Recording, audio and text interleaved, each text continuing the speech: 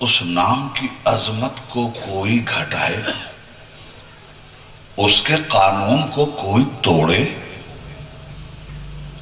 اور اگر اس کی ذریت میں کوئی لائق اولاد اس دور میں ہو تو اپنے سر کی پرواہ کرے، اپنے مال و دولت کی پرواہ کرے۔ کربلا بہت آسانی سے سمجھ میں آنا چاہیے۔ محبوب کی عظمتوں کے جھنڈے گرائے جا رہے تھے تو حسین اگر اپنی گردن نہ گرواتے تو کیا کرتے؟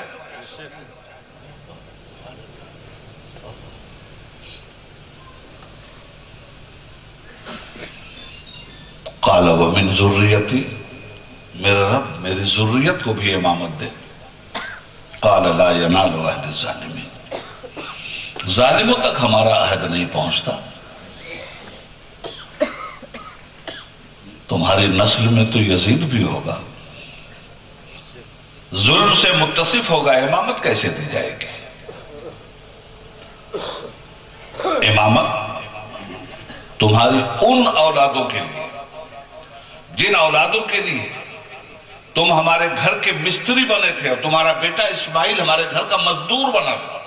وَإِذْ يَرْفَعُ إِبْرَاهِيمُ الْقَوَاعِدَ مِنَ الْبَيْتِ وَإِسْمَاعِيلُ رَبَّنَا تَقَبَّلْ مِنَّا إِنَّكَ أَنْتَ السَّمِيعُ الْعَلِيمُ رَبَّنَا وَاجْعَلْنَا مُسْلِمَيْنِ لَكَ۔ بنا چکے کعبہ، تعمیر حرم ہوئی، عرض کرتے ہیں ہماری خدمات کو قبول کر، اور اے ہمارے رب ہم دونوں کو اپنا مسلم رکھ، اپنا وفادار بنا۔ ربنا وجعلنا مسلمین لک ومن ذریتنا امتا مسلمتا لک، اور میری ذریت سے ایک امت مسلمہ پیدا۔ کس لیے؟ وَأَرِنَا مَنَاسِكَنَا وَتُبْ عَلَيْنَا إِنَّكَ أَنْتَ التَّوَّابُ الرَّحِيمُ، ہمیں سکھا اپنی وفاداری کے قاعدے، اپنی غلامی کے قاعدے، اپنی بارگاہ میں خود رفتگی کے قاعدے، قیام و قعود کے قاعدے، صلاۃ و سجود کے قاعدے۔ ہماری توبہ قبول فرما، تو بہترین رحم کرنے والوں میں ہے، تو بہترین رحم کرنے والا ہے۔ یہ سب جب کر چکے وہ کیا مانگا؟ ہم دونوں کو مسلم بنا کے رکھ، ہماری ذریت میں ایک امت مسلمہ پیدا کر، ہماری خدمات کو قبول فرما۔ تو اب خدمات ہو گئی، کعبہ بن گیا۔ کعبہ کو بسانے کے لیے امت مسلمہ مانگ لیا، تو امت مسلمہ بنے گی کیسے؟ امت مسلمہ کی رہنمائی کے لیے بھی تو کوئی ہونا چاہیے۔ تو پھر وہ جو امام بنایا ہے، اس امامت کو منتقل فرما۔ وہ امامت کہاں جائے گی؟ ظالموں کو تو دی نہیں جائے گی، تو وہ امامت جو امت مسلمہ کی ہدایت پہ معمور ہو، وہ امام بھی حضرت ابراہیم نے مانگا۔ مزدوری کر چکے تو اجرت مانگی، اور اجرت میں کیا کہا؟ ربنا وابعث فیہم رسولا منہم یتلو علیہم آیاتہ ویزکیہم انکا انت العزیز الحکیم۔ اے ہمارے رب، اب ہماری ذریت میں بھیج اسے جو بنائے زمین و زماں ہے، جو حاصل کون و مکان ہے، جو افتخار آدمیت ہے، جو فخر انسانیت ہے، جو تیرا محبوب ہے، تیری آیتوں کا امپلیمنٹیشن کرے، قلوب کو مزکہ مجلہ مصفہ بنائے۔ مصطفیٰ کو مانگا جناب ابراہیم علیہ السلام نے، ہوئے پہلوے آمنہ سے حویدہ، دعائے خلیل و نوید مسیحا۔ امامت نسل ابراہیم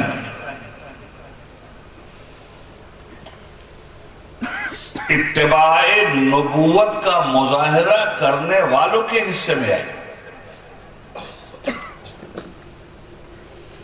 اب حضور نے جب دنیا چھوڑی تو دنیا چھوڑنے سے پہلے ہی امامت کا اعلان کر دیا۔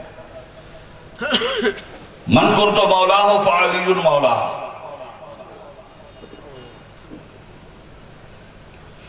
جو امام جس زمانے میں ہوتا ہے اس امام کی ذمہ داری شریعت اسلامیہ کے قوانین کے تحفظ و نگہبانی کی ہوتی ہے. مقابل میں آنے والی صعوبتوں کے چیلنج کو وہ قبول کرتا ہے.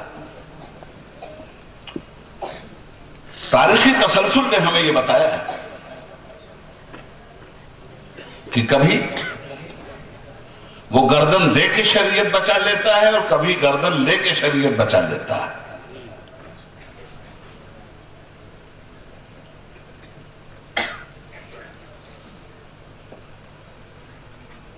پہلے امام نے بیعت کی کب؟ جب پورا خاندان کھا پی کر کے چلا گیا تب. دعوت ذی سب کو بلایا ہماری امامت قبول کرو. کسی نے نہیں قبول کیا. رشتہ داری تو بتا رہے تھے مگر کھانے کے لیے، کام کرنے کے لیے کوئی تیار نہیں ہوا. جب سب چلے گئے اب 3 آدمی رہ گئے.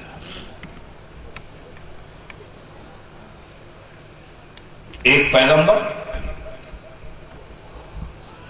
ایک ان کا چچا زاد بھائی اور ایک پیغمبر کے چچا جناب ابو طالب. 3 ہی آدمی.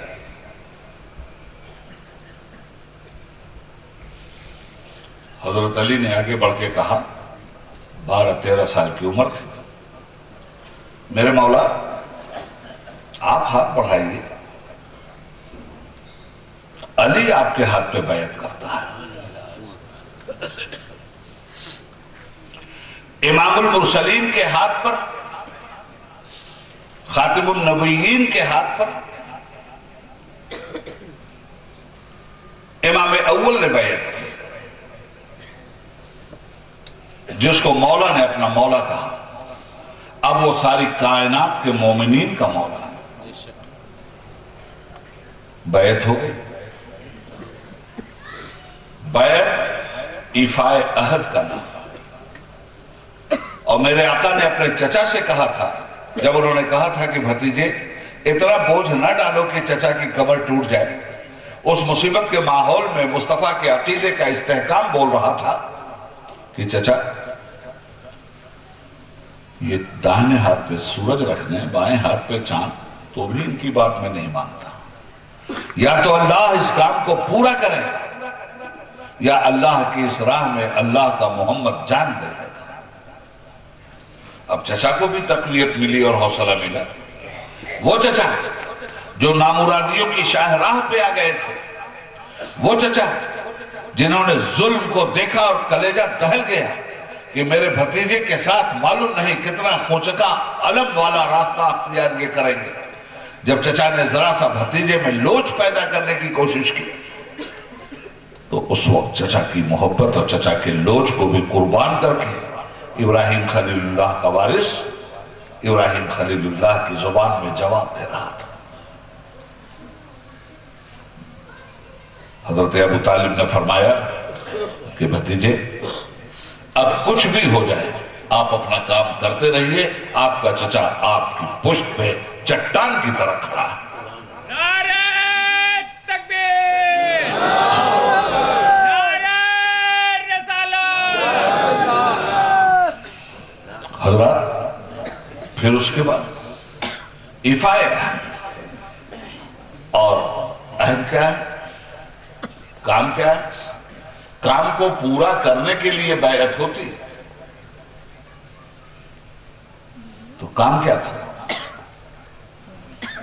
کام تھا والذی ارسل رسولہ بالہدی ودین الحق لیظہرہ علی الدین کلہ ولو کرہ المشرکون.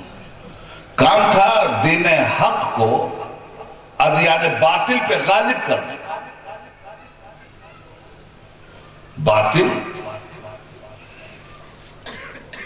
کلمہ پڑھ کے اگر نفاق کی راہ پہ آئے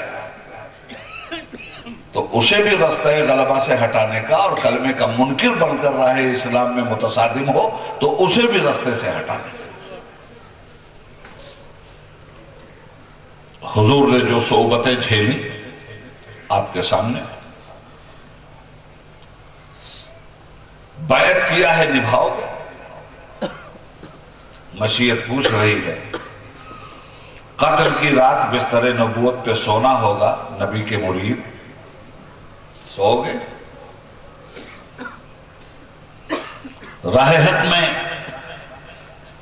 مجاہد بن کر تلوار اٹھانی ہوگی، اٹھاؤ گے؟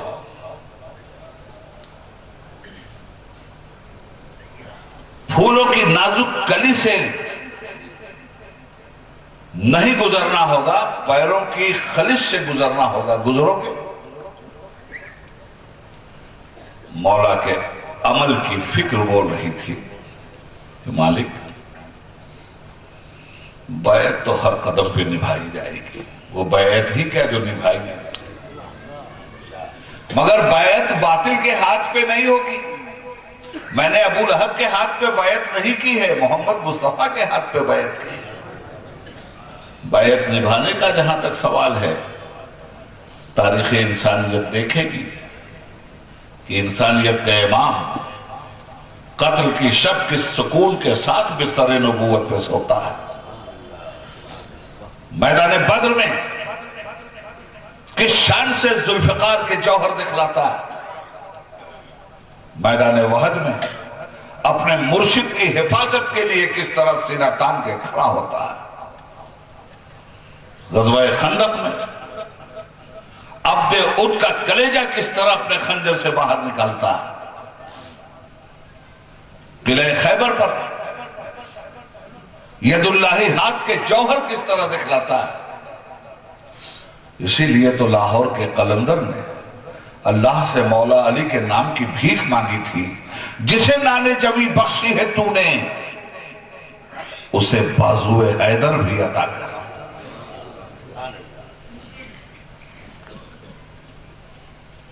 کہاں کہاں نہیں نبھایا،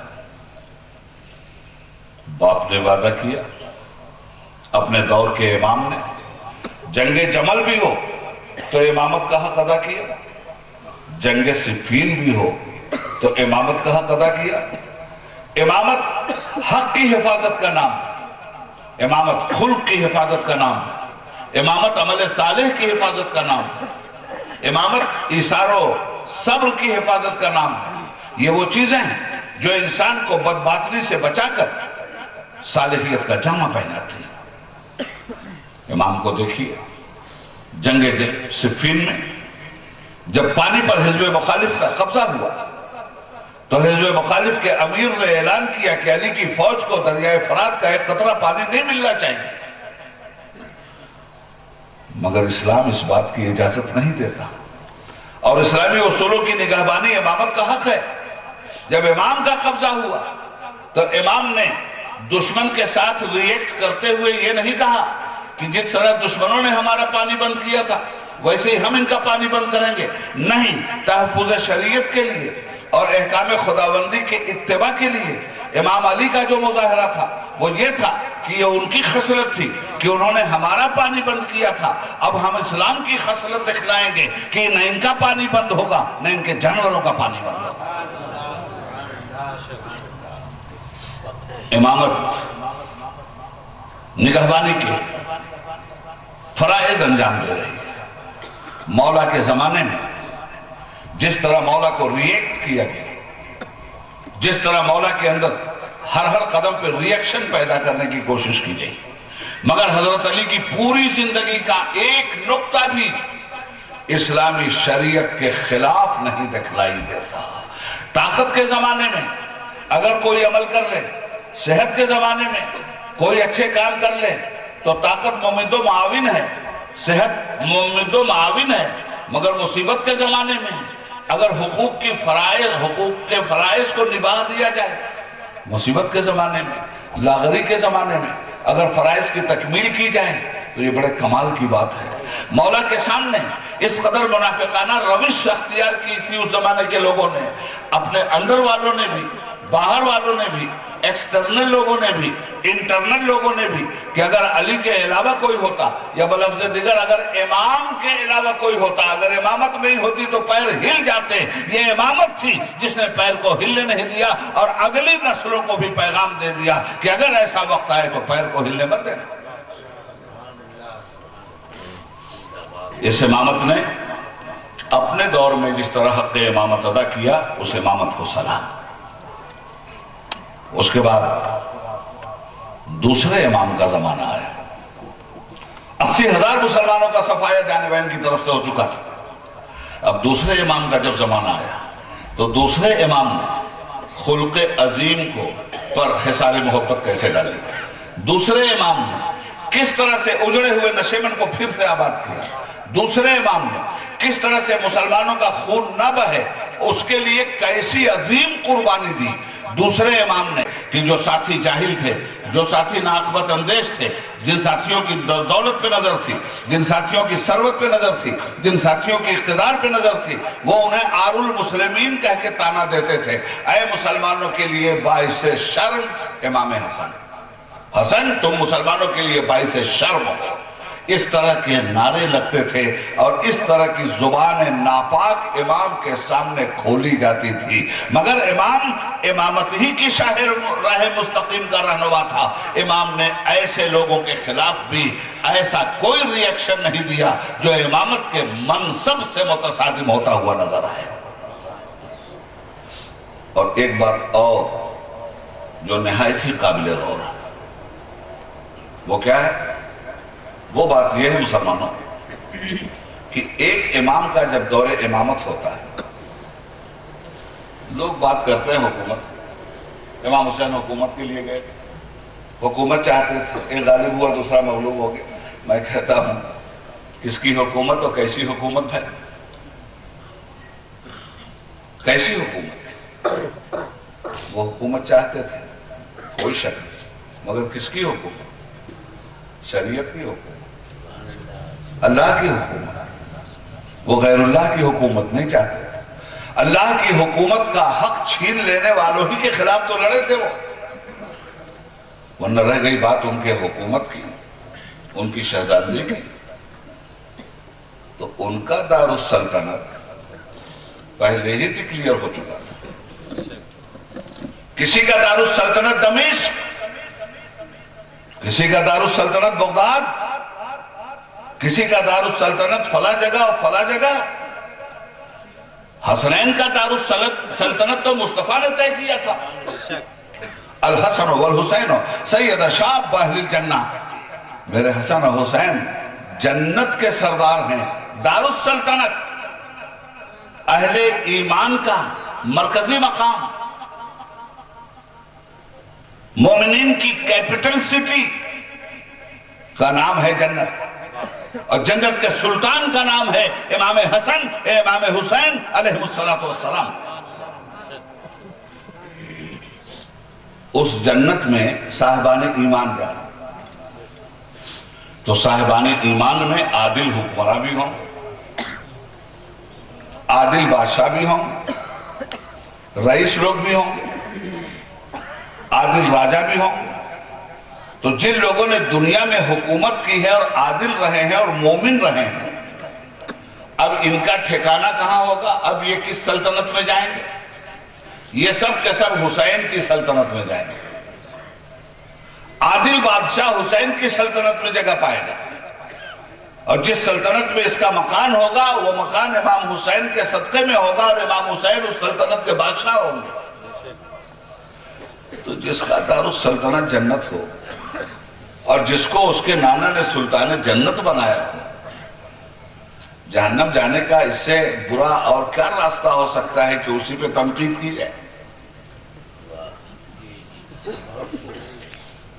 حضرات گرامی، امام کے زمانے میں اگر دوسرا امام بھی موجود ہے تو دوسرا امام دور حاضر کے امام کے زیر نگرانی زیر حکومت روحانی متبع ہو کر زندگی گزارے گا، فیصلے نہیں دے گا، فیصلوں پہ عمل کرے گا، اور جو فیصلہ کر دیا وقت کے امام نے آمنا و صدقنا کہے گا۔ مولا نے بے شمار فیصلے کیے جو امت کے بے شمار لوگوں کو ناگوار گزرا، مگر بعد میں جو امام آنے والا تھا اسی دور میں وہ امام موجود تھا، اس امام نے اس وقت تک اس فیصلے پہ نظر ثانی نہیں کی جب تک اس امام کا عہد اور اس امام کی حکومت موجود